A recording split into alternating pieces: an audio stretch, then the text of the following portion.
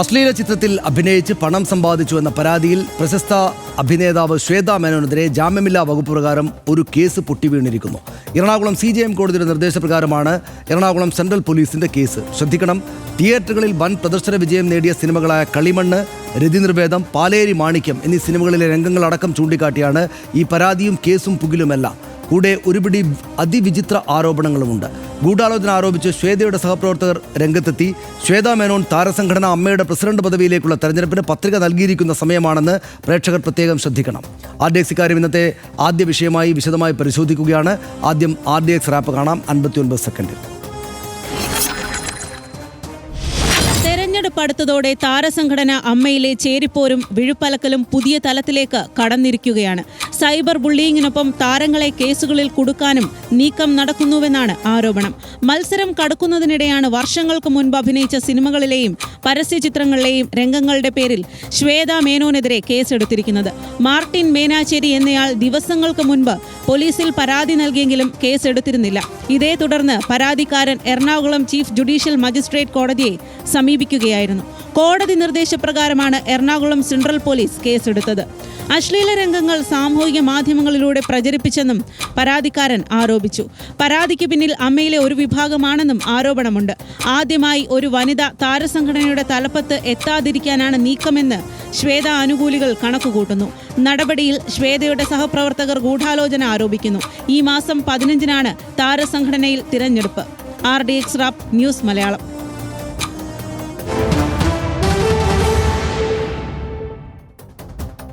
മറ്റ് വിശദാംശങ്ങൾ കൂടെ നോക്കാം. എന്താണ് പരാതി എന്ന് നമുക്ക് വിശദമായിട്ട് അറിയാം. സാമ്പത്തിക ലാഭത്തിന് വേണ്ടി ശ്വേതാ മേനോൻ അശ്ലീല ചിത്രങ്ങളിൽ അഭിനയിച്ചു എന്ന അതിവിചിത്രമായ പരാതിയാണ് ഇതിനടിസ്ഥാനം. സോഷ്യൽ മീഡിയയിലൂടെയും പോൺ സൈറ്റുകളിലൂടെയും ദൃശ്യങ്ങൾ പ്രചരിപ്പിച്ചു എന്ന് ഈ പരാതിയിൽ പറയുന്നു. വൾഗറായ സെക്സ് സിനിമാ നടി എന്ന കുപ്രസിദ്ധി ദുരുപയോഗം ചെയ്ത് വരുമാനമുണ്ടാക്കി എന്നാണ് അതിൽ പറയുന്നത്. എറണാകുളം CJM കോടതിയുടെ നിർദ്ദേശപ്രകാരം കേസെടുത്തത് സെൻട്രൽ പോലീസാണ്. എറണാകുളം സെൻട്രൽ പോലീസ് നടപടി മാർട്ടിൻ മേനാച്ചേരി എന്നയാളുടെ പരാതിയിലാണ്. സിനിമാ രംഗവുമായി ബന്ധമുള്ളയാളല്ല ഇയാളെന്നാണ് കാണുന്നത്. കേസെടുത്തത് അനാശാസ്യ നിരോധന നിയമം, IT ആക്ട് എന്നിവ പ്രകാരമാണ് എന്ന് നമ്മൾ കാണുന്നു. പരാതിക്കാരനായ മാർട്ടിൻ മേനാച്ചേരി അവകാശപ്പെടുന്നത് മാധ്യമപ്രവർത്തകൻ എന്നുകൂടെയാണ്. Newspaper Association of India general സെക്രട്ടറിയാണെന്ന അവകാശവാദവും ഇയാൾ നടത്തുന്നുണ്ട്. സാക്ഷിപ്പട്ടികയിൽ ഉൾപ്പെടുത്തിയിരിക്കുന്നത് സായാഹ്ന പത്രലേഖകരെയാണ് എന്നാണ് കാണുന്നത്. കോടതിയിൽ നൽകിയ ഹർജിയിൽ അശ്ലീല സൈറ്റുകളുടെ വിപുലമായ ലിങ്കും കൊടുത്തിട്ടുണ്ടെന്നാണ് കാണുന്നത്. പോലീസ് FIR ഇട്ടത് കോടതി അന്വേഷണത്തിന് ഉത്തരവിട്ടതിനാലാണ് എന്ന വിവരമാണ് നമ്മുടെ കൈവശമുള്ളത്. താരത്തിനെതിരായ വിചിത്ര പരാതി പോലീസ് ആദ്യം അവഗണിച്ചതാണ്. പക്ഷേ കോടതി പറഞ്ഞതുകൊണ്ടാണ്. പരാതിക്കാരൻ ചൂണ്ടിക്കാട്ടുന്നത് സെൻസർ ബോർഡ് അനുമതി ലഭിച്ച ചിത്രങ്ങളിലെ രംഗങ്ങളാണ് എന്നതുകൊണ്ട് പോലീസ് ആദ്യം കേസെടുക്കാൻ തയ്യാറായില്ല. ഗർഭനിരോധന ഉറയുടെ പരസ്യചിത്രത്തിൽ അഭിനയിച്ചത് 3 പതിറ്റാണ്ട് എന്ന് വെച്ചാൽ 30 കൊല്ലം മുമ്പാണ്. മോഡൽ എന്ന നിലയിലെ ശ്വേതയുടെ ശ്രദ്ധിക്കപ്പെട്ട ആദ്യ വർക്കുകളിലൊന്ന് ഈ കാമസൂത്ര ആഡായിരുന്നു. ഫോട്ടോഗ്രാഫിയുടെ ഭംഗിയും ബോൾഡ് മോഡലിംഗ് എന്ന നിലയിലും അന്ന് ശ്ലാഘിക്കപ്പെട്ടിരുന്നു ശ്വേതാ മേനോൻ. പരാതിക്ക് കാരണം താരസംഘടനയിലെ തെരഞ്ഞെടുപ്പാണ് എന്ന സൂചനയാണ് ഇപ്പോൾ ഉള്ളത്. അമ്മയുടെ പ്രസിഡന്റ് സ്ഥാനത്തേക്ക് ശ്വേതാ മേനോനും ദേവനും നേർക്കുനേർ മത്സരം നടത്തുകയാണ്. ആദ്യമായൊരു വനിത പ്രസിഡന്റാവുന്ന തടയാൻ നീക്കമെന്നാണ് ആരോപണമുള്ളത്. ക്രിമിനൽ കേസിൽപ്പെട്ടവർ മാറി നിൽക്കണം എന്ന അഭിപ്രായത്തിൽ ചിലർ പിന്മാറിയിരുന്നു. നേരത്തെ കേസിൽപ്പെടുത്തി ശ്വേതാ മേനോനെ പിന്മാറ്റാൻ നീക്കം എന്നാണ് ആരോപണം ഉള്ളത്. ജഗദീഷ് പിന്മാറിയതോടെ ശ്വേതാ മേനോൻ ജയിക്കാൻ സാധ്യത ഏറിയ ഒരു സാഹചര്യമായിരുന്നു. കടുത്ത പോരാണ് അമ്മയിൽ. ചേരിപ്പോരും വിഴുപ്പലക്കലുമായി താരസംഘടനയിൽ തെരഞ്ഞെടുപ്പ് നടക്കുകയാണ്. 15-ാം തീയതിയാണ് തെരഞ്ഞെടുപ്പ്. ഈ മാസം 15-ാം തീയതി. ഫലപ്രഖ്യാപനം 15-ന് വൈകിട്ട് തന്നെ നടക്കും. വൈസ് പ്രസിഡന്റ്, ജനറൽ സെക്രട്ടറി സ്ഥാനങ്ങളിലേക്കും കടുത്ത പോര് ഉണ്ട്. പക്ഷം പിടിച്ചും സോഷ്യൽ മീഡിയയിൽ പോരടിക്കുകയുമാണ് താരങ്ങൾ ഈ അമ്മ സംഘടനയുടെ തെരഞ്ഞെടുപ്പുമായി ബന്ധപ്പെട്ട്. നമ്മൾ പല തെരഞ്ഞെടുപ്പുകളും കണ്ടിട്ടുണ്ട്, പല ആരോപണങ്ങളും കണ്ടിട്ടുണ്ട്. പക്ഷേ സിനിമാക്കാർ പതിവ് പോലെ മറ്റെല്ലാവരെയും തോൽപ്പിച്ചെന്നാണ് തോന്നുന്നത്. ഇമാതിരി വിചിത്രമായ കാര്യം. പക്ഷേ സിനിമാക്കാരുടെ ഡ്രാമയേക്കാൾ വലുതായി കോടതിയുടെ ഇടപെടൽ എന്നാണ് എനിക്കിത് കണ്ടപ്പോൾ തോന്നുന്നത്. എന്തൊരു വിചിത്രമായ കേസാണിതല്ലേ? അതെ, തീർച്ചയായിട്ടും. അതായത് ഇതിൽ ഈ പറഞ്ഞിരിക്കുന്ന സിനിമകൾ കേട്ടല്ലോ, രതിനിർവേദം, പാലേരി മാണിക്യം, കളിമണ്ണ് തുടങ്ങിയ സിനിമകൾ വളരെ പ്രമുഖരായ സംവിധായകരെടുത്ത സിനിമകളാണ്. അവർക്കെതിരെ ഒന്നുമല്ല കേസ്.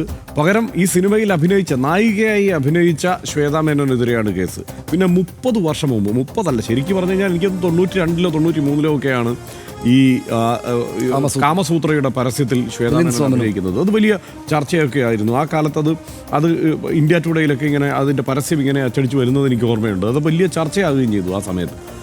ആ പരസ്യങ്ങളുടെ പേരിലാണ് ഇപ്പോൾ കേസ് വന്നിരിക്കുന്നത്. ഇതൊക്കെ കേസ് ഏത് വിവരദോഷിയും കൊടുക്കും, അതിനകത്ത് നമുക്ക് പ്രശ്നമല്ല. പക്ഷേ CJM കോടതി ഇതിൽ കേസെടുക്കേണ്ടതുണ്ട് എന്ന് തീരുമാനിച്ചത് എന്തർത്ഥത്തിലാണെന്ന് എനിക്കറിയില്ല. ഇപ്പോൾ ഇതിനകത്ത് എന്താണ് ഇത് ചില പോൺ സൈറ്റുകളിലേക്ക് ഇതൊക്കെ ആ പഴയ പരസ്യ ചിത്രങ്ങളുടെ ദൃശ്യങ്ങളൊക്കെ പോയി എന്നുള്ളത് ശ്വേതാ മേനോൻ തന്നെ വെളിപ്പെടുത്തുന്നുണ്ട്. എന്ന് വെച്ച് കഴിഞ്ഞാൽ ഇപ്പോൾ എന്തും ആ നിലയ്ക്കൊക്കെ പ്രചരിക്കുന്ന ഒരു സാഹചര്യമുണ്ടല്ലോ, അതേക്കുറിച്ച് ഒരു പക്ഷേ പറഞ്ഞതായിരിക്കാം.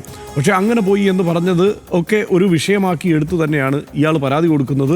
അപ്പോഴാണ് CJM കോടതി ഇങ്ങനെ അതായത് ഈ നടിക്കെതിരെ ഒരു കേസെടുക്കുന്നതിന് വേണ്ടി നിർദ്ദേശം കൊടുക്കുന്നത്, ഈ വിഷയത്തിലൊരു കേസെടുക്കാൻ നിർദ്ദേശം. അത് അസംബന്ധമാണ് എന്ന് തന്നെയാണ് എൻ്റെ പരിമിതമായ നിയമജ്ഞാനം കൊണ്ട് എനിക്ക് തോന്നുന്നത്. അങ്ങേയറ്റം അസംബന്ധമായ ഒരു വിധി ഈ കാര്യത്തിൽ CJM കോടതി നടത്തിയിരിക്കുന്നു എന്ന് തന്നെ വേണം പറയാൻ.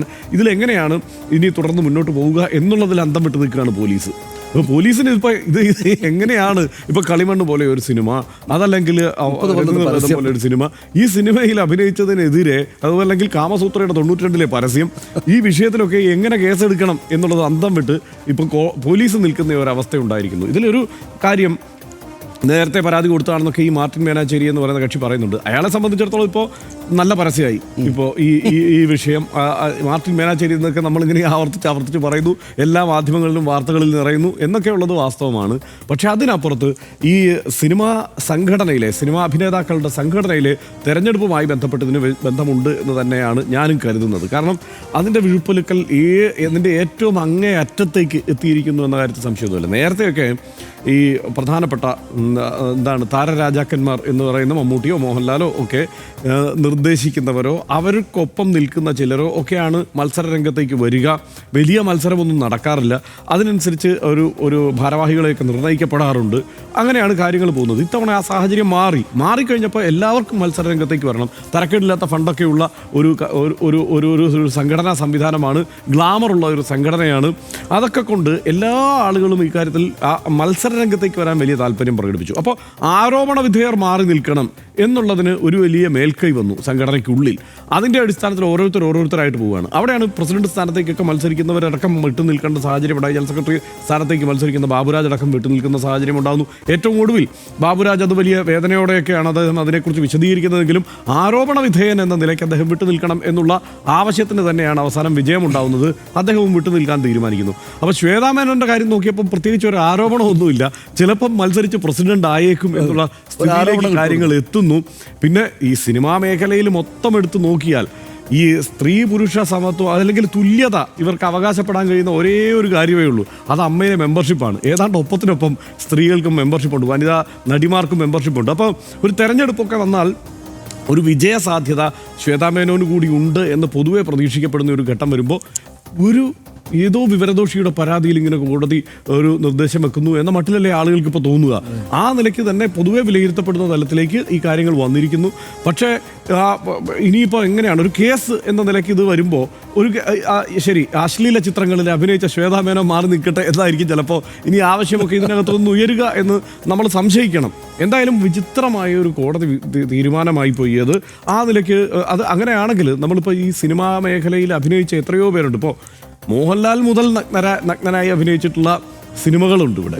എത്രയോ പ്രമുഖ നടിമാർ ഇവിടെ ആ കഥാപാത്രത്തിൻ്റെ പൂർണ്ണതയ്ക്കായി ആ നിലയ്ക്ക് നഗ്നരായും ഒക്കെ അഭിനയിച്ചിട്ടുള്ള സിനിമകൾ ഇവിടെ വന്നിട്ടുണ്ട്. ഇതെല്ലാം സെൻസർ ബോർഡിൻ്റെ സ്ക്രൂട്ടിനിക്ക് ശേഷം സെൻസർ ബോർഡിൻ്റെ കൃത്യമായ തീരുമാനത്തിൻ്റെയൊക്കെ അടിസ്ഥാനത്തിലോ ചിലപ്പോൾ വിചിത്രമായ തീരുമാനത്തിൻ്റെ അടിസ്ഥാനത്തിലോ ഒക്കെ ഈ സിനിമകൾക്കെല്ലാം പ്രദർശനാനുമതി കിട്ടിയതാണ്. അവാർഡ് കിട്ടിയ സിനിമകളുണ്ട് ഈ കൂട്ടത്തിൽ. അപ്പോൾ അങ്ങനെയൊക്കെയുള്ള സിനിമകളിൽ ഇങ്ങനെ അഭിനയിച്ച ആളുകൾക്കെതിരെ ഇങ്ങനെ കേസ് കൊടുക്കാൻ ഇറങ്ങി തിരിച്ചാൽ അതായത് ഇതിനകത്തുള്ളൊരു പ്രശ്നം യഥാർത്ഥ പ്രശ്നത്തിൽ നിന്ന് ഇത് പോകുമെന്നുള്ളതാണ്. അതായത് ഇവിടെ ഇപ്പോൾ പോൺ സൈറ്റുകളുടെ പ്രശ്നമൊക്കെ ഉണ്ട് ഗൗരവമായി. സാധാരണ ആളുകളുടെ ദൃശ്യങ്ങളൊക്കെ പകർത്തി അതിനകത്ത് പ്രചരിപ്പിക്കുന്നു എന്നുള്ള വിഷയമൊക്കെ ഉണ്ട്. അതിനെക്കുറിച്ച് അന്വേഷണം നടത്തേണ്ടതുണ്ട്. ആളുകളുടെ ഈ സെക്യൂരിറ്റി, ഇതിൽ ആളുകളുടെ ദൃശ്യങ്ങളും ഫോട്ടോകളും ഒക്കെ പൊതുമാധ്യമങ്ങളിൽ പങ്കുവയ്ക്കുമ്പോഴൊക്കെ ഉണ്ടാകുന്ന ഒരു സുരക്ഷാ പ്രശ്നമൊക്കെ ചർച്ചയാവേണ്ട വേറെ ഒരു തലമുണ്ട്. അതിനെല്ലാം തകർത്ത് കളയുന്ന രീതിയിലുള്ള ഒരു നീക്കത്തിന് കോടതി കൂടി പിന്തുണ കൊടുക്കുന്നു എന്നുള്ളത് വളരെ സങ്കടകരമാണ്. നിശ്ചയമായിട്ടും. അതായത് അങ്ങനെ ഇപ്പോൾ ഈ ബലാത്സംഗ കേസിൽ സിനിമകളിൽ അഭിനയിച്ചില്ല TG രവിക്കെതിരെ അങ്ങനെ എത്ര കേസുകൾ എടുക്കേണ്ടി വരും? അതായത് ഇതിനകത്ത് അശ്ലീല സിനിമകളിൽ അഭിനയിച്ചാൽ തന്നെ രാജ്യത്ത് ഒരു കുറ്റവുമില്ല. സിനിമകളിൽ അഭിനയിക്കുന്നതുകൊണ്ടാണ് അശ്ലീല സിനിമകൾ ഉണ്ടാകുന്നത്. അത് ആളുകൾ കാണിക്കുകയും ചെയ്യാം. അതുകൊണ്ടാണല്ലോ ഇവിടെ അശ്ലീല സിനിമകൾ ഉണ്ടാകുന്നത്. പോൺ സിനിമകളിൽ അഭിനയിക്കുന്ന നടീനടന്മാർ ഇവിടെ പരസ്യമായി സ്വീകരിക്കപ്പെടുന്നു, അവർ ആഘോഷിക്കപ്പെടുന്നു. അതിന് നിയമപരമായിട്ട് തടസ്സമില്ല. ഇത് അശ്ലീല സിനിമകൾ പോലുമല്ല, ഇതിനകത്തുള്ള കഷണങ്ങൾ കട്ട് ചെയ്തിട്ട് ഈ പറയുന്ന പല സ്ഥലങ്ങളിലേക്കും അപ്ലോഡ് ചെയ്തിരിക്കുന്നതിനാണ് ഞാൻ ഈ FIR ഒക്കെ വായിച്ച് നോക്കുമ്പോൾ ഞാൻ മനസ്സിലാക്കുന്നതാണ്. അതെടുത്തിട്ടാണ് ഇയാൾ കൊണ്ടുപോയി കൊടുത്തിരിക്കുന്നത്. അതിനെതിരെ കേസ് എടുക്കുന്നുണ്ടെങ്കിൽ ആർക്കെതിരെയാണ് കേസ് എടുക്കേണ്ടത്? ഈ സെൻസർ ബോർഡ് സെൻസർ ചെയ്ത് വിട്ട ഈ സിനിമകളിലെ പ്രത്യേക ക്ലിപ്പുകൾ ദുഷ്ചിന്തയോടുകൂടി പ്രത്യേകിച്ച് ടൈറ്റിലൊക്കെ വെച്ച് കൊടുത്തിട്ട് ഇതിനകത്തേക്ക് അപ്ലോഡ് ചെയ്ത ആളുകൾക്കെതിരെയാണ് കേസ് എടുക്കുന്നത്. അതിൽ അഭിനയിച്ച ആൾക്കെതിരെയല്ല.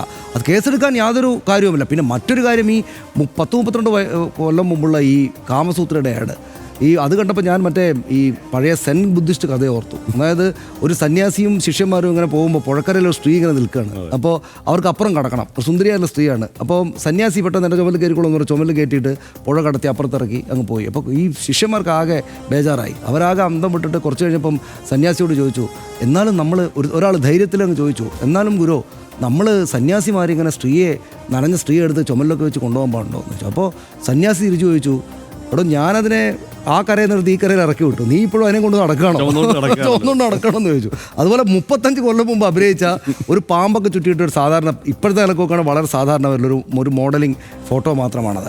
അതിനെ വെച്ചിട്ടാണ് ഇപ്പോൾ കേസ് കൊടുത്തിരിക്കുന്നത്. പരാതി കൊടുത്ത ആളുടെ മനോനില നമുക്ക് മനസ്സിലാക്കാം. അങ്ങനെ വിചിത്രമായുള്ള സ്വഭാവമുള്ള നിരവധിയായിട്ടുള്ള ആളുകൾ പലതരത്തിലുള്ള കാര്യങ്ങൾ കൊണ്ട് ഇത്തരം കേസുകളുമായിട്ട് വരുന്നുണ്ട്. പക്ഷേ കോടതി ഇതിൻ്റെ കൂടെ ഒന്ന് അമ്പരപ്പോടെ അല്ലാതെ കാണാൻ പറ്റില്ല. എങ്ങനെയാണ് ഇത് ഒരു തരത്തിലും ഇത് മുഴുവൻ വായിച്ചു നോക്കി ഹർഷൻ. അതായത് എനിക്കിത് എങ്ങനെയായിട്ടും ഇതെങ്ങനെ കോടതി നിങ്ങൾ കേസെടുക്കൂ പോയിട്ട് എന്ന് പറഞ്ഞായിട്ട് മനസ്സിലായിട്ടില്ല. ഇതെങ്ങനെയാ അന്വേഷിക്കാം? അല്ല, പിന്നെ കൃത്യമായിട്ട് ഈ സിനിമകളുടെ പേരുകളടക്കം പറഞ്ഞിട്ട് അപ്പോൾ ഇതാണ് പ്രശ്നം എന്നുള്ളത് മുന്നിലുണ്ട്, കോടതിക്ക് മുന്നിൽ. അപ്പോൾ പിന്നെ അതിലെങ്ങനെയാണ് ഇങ്ങനെ ഒരു വിധി പുറപ്പെടുവിക്കുക എന്ന് മനസ്സിലാവുന്നില്ല. ഇതിനകത്ത് ഇവർ ഈ അമ്മ ഹർഷൻ പറഞ്ഞു, അമ്മ സംഘടന വളരെ സാമ്പത്തികാവസ്ഥയുള്ളതും കേരളമാകെ ഇന്ത്യ ആകെ ചർച്ച ചെയ്യപ്പെടുന്ന ഒരു വലിയ സംഘടനയായിട്ട് ഇത്രയും കാലം കൊണ്ട് മാറി. സ്വാഭാവികമാണ്, സിനിമ പോലുള്ളൊരു മേഖലയിൽ ഉള്ളതാണ്. നമ്മുടെ രാജ്യത്ത് തന്നെ, ഒരുപക്ഷെ ലോകത്ത് തന്നെ ഏറ്റവും പ്രധാനപ്പെട്ട അഭിനേതാക്കളായിട്ടുള്ള മോഹൻലാലും മമ്മൂട്ടിയൊക്കെ ഈ തലപ്പത്തിരുന്ന ഒരു സംഘടന ആയതുകൊണ്ട് തന്നെ അതിന് വലിയ ഒരു സ്വാധീന ശേഷിയുണ്ട്, വലിയ സമ്പത്തുണ്ട്. അപ്പോൾ അതിനകത്ത് ഈ മുൻപന്തിയിൽ നിന്നിരുന്ന ആളുകളിൽ നിന്ന് പിന്നോട്ട് വാങ്ങുകയും മറ്റുമൊക്കെ ചെയ്തോടുകൂടിയിട്ട് എങ്ങനെയെങ്കിലും ഇത് പിടിക്കുക എന്നൊരു ലെവലിലേക്ക് കാര്യങ്ങൾ എത്തിയിട്ടുണ്ടാകണം. ഈ നേരത്തെ പറഞ്ഞ ആരോപണ വിധേയരെ എല്ലാവരെയും ആരോപണ വിധേയരാക്കിയാൽ ഈ പ്രശ്നമില്ലല്ലോ. ഇപ്പോൾ ദേവനാണ് മറ്റൊരാൾ മത്സരിക്കുന്നത്. ദേവനൊക്കെ പല സിനിമകളിലും വില്ലനായിട്ട് അഭിനയിച്ചാണ്. അദ്ദേഹമൊക്കെ റേപ്പ് ചെയ്യുന്ന സീനുകളൊക്കെ അഭിനയിച്ചു, പല ഭാഷകളിൽ വില്ലനായിട്ട്. അങ്ങനെയാണ് അദ്ദേഹത്തിനെതിരെ ആരോപണം വരും. ഇത് സിനിമയും ജീവിതത്തെയും മിക്സ് ചെയ്തിട്ട് ഇവർ സിനിമക്കകത്ത് ആരോപണങ്ങൾ എടുത്തിട്ട് ഡൈല്യൂട്ട് ചെയ്യാനാണ് ശ്രമിക്കുന്നത്. യഥാർത്ഥത്തിൽ എനിക്ക് ഈ ശ്വേതാ മേനോനെ എങ്ങനെയാണ് അവരൊരു സംഘടനയെ നയിക്കുക, അതിനുള്ള ശേഷിയുള്ള ആളാണെന്ന് നമുക്കറിയില്ല. നമ്മൾ ആദ്യം ചർച്ച ചെയ്തപ്പോൾ ഒരു സ്ത്രീയാണ്, അവർ 10-35 വർഷമായിട്ട് സിനിമാ മേഖലയിലാണ്. അതുകൊണ്ട് അവർ നന്നായിട്ട് ഈ പറയുന്ന പോലെ അവർ പ്രസിഡൻ്റായിട്ട് വന്നാൽ നന്നായിരിക്കുമല്ലോ എന്നൊരു അഭിപ്രായം ഞാൻ പ്രകടിപ്പിച്ചിരുന്നു. അപ്പോൾ സിനിമാ മേഖലയിൽ ഒരാൾ എന്നെ വിളിച്ചപ്പോൾ എന്നോട് പറഞ്ഞു, അതിനകത്തൊരു പ്രശ്നമുള്ളത്, നിങ്ങളുടെ ഉദ്ദേശം നല്ലതാണ്, ശ്വേതാ മേനോൻ പ്രസിഡൻ്റ് ആയാൽ നല്ലതല്ലേ, ഒരു സ്ത്രീ വന്നാൽ നല്ലതല്ലേ, പക്ഷേ അതിനകത്തൊരു പ്രശ്നമുള്ളത് ശ്വേതാ മേനോൻ കേരളത്തിലല്ല താമസിക്കുന്നത്, ബോംബെയിലോ മറ്റോ ആണത്രേ. അപ്പോൾ ഇതുപോലൊരു സംഘടനയെ, ഒരുപാട് ആളുകളെ കൊണ്ടുപോകേണ്ട സംഘടനയെ ബോംബെയിൽ നിന്ന് വന്നിട്ട് കമ്മിറ്റി നടത്തിയിട്ട് കൊണ്ടുപോയാൽ മതിയോ എന്നൊരു പ്രശ്നം അവിടെയുണ്ട്. കൊച്ചിയിൽ തന്നെ ഉള്ളൊരു, ഈ കേരളത്തിൽ തന്നെ ഉള്ളൊരു സിനിമാ താരമായിരുന്നു അല്ലെങ്കിൽ ആണ് സംഘടനയെ നയിക്കുന്നതെങ്കിൽ നന്നായിരുന്നേനെ. പറയാൻ പറ്റില്ല, കാരണം അമ്മയുടെ പ്രസിഡന്റ് ആയി കഴിയുമ്പോൾ അവർ ഇങ്ങോട്ട് വരാവുന്നതാണ്. അപ്പോൾ ആ ഒരു നെഗറ്റീവ് കാര്യമല്ലാതെ, ഒരു പോയിന്റ് അല്ലാതെ നമ്മൾ ഈ കാര്യം ചർച്ച ചെയ്ത് ഇങ്ങനെ ഒരു അഭിപ്രായം പറഞ്ഞപ്പോൾ മറ്റാരും പറഞ്ഞില്ല. അതും ഒരു കുറ്റപ്പെടുത്തി പറഞ്ഞല്ല, അദ്ദേഹം എന്നോട് ഇങ്ങനെ ഒരു ഇൻഫോ പങ്കുവെച്ചാണ്, ഇങ്ങനെ ഒരു സംഗതി ഉണ്ട്, അവരെ കുറ്റപ്പെടുത്തിയിട്ടൊന്നും പറഞ്ഞല്ല. അപ്പോൾ ഞാൻ പറഞ്ഞത് ഇപ്പോൾ പക്ഷേ എനിക്ക് തോന്നുന്നു അവർ തന്നെ പ്രസിഡന്റ് ആകണം എന്നാണ്. അവർക്ക് തന്നെ ഇവരെല്ലാം വോട്ട് ചെയ്തിട്ട് ഈ മട്ടിലേക്കാണ് കളിയെങ്കിൽ അവർ ആ സംഘടന പ്രസിഡന്റ് ആവണം. നടപടി ചർച്ച ചെയ്യപ്പെടേണ്ടതാണ്. നമുക്ക് ഇപ്പോൾ ബന്ധപ്പെടാൻ പറ്റുന്ന നിയമവിദഗ്ധരോടൊക്കെ ചോദിച്ചപ്പോൾ അവരും ആകെ അന്തം വിട്ട് നിൽക്കുകയാണ്. പോലീസിനോട് ബന്ധപ്പെടുമ്പോൾ പോലീസിനും ഇതെങ്ങനെയാണ് കേസ് മുമ്പോട്ട് കൊണ്ടുപോകേണ്ടതെന്നുള്ള കാര്യത്തിൽ ഒരു വ്യക്തതയില്ല. അപ്പോൾ എങ്ങനെയാണ് ഇങ്ങനെ ഒരു തീരുമാനം ഉണ്ടായത് എന്നതും തീർച്ചയായും ചർച്ച ചെയ്യപ്പെടേണ്ടതാണ് കോടതിയുടെ ഭാഗത്തുനിന്ന്. അല്ലെങ്കിൽ കോടതി എന്താണ് ഇതിലൂടെ ഉദ്ദേശിക്കുന്നത് എന്നുള്ളത് നമുക്ക് സാധാരണക്കാരൻ മനസ്സിലാവണമല്ലോ. ഇപ്പം അമ്മയുടെ തെരഞ്ഞെടുപ്പ് സത്യത്തിൽ ഭയങ്കര സംഘർഷമുണ്ട്. സിനിമ പോലെയായി വലിയ സംഘർഷം, ഭയങ്കര കുഴപ്പങ്ങളല്ലാണ്ട് കോമഡിയുമുണ്ട്. ഇതിപ്പോൾ ഒരു കോമഡി ആയിട്ട് എനിക്ക് തോന്നുന്നത്. Beating under the belt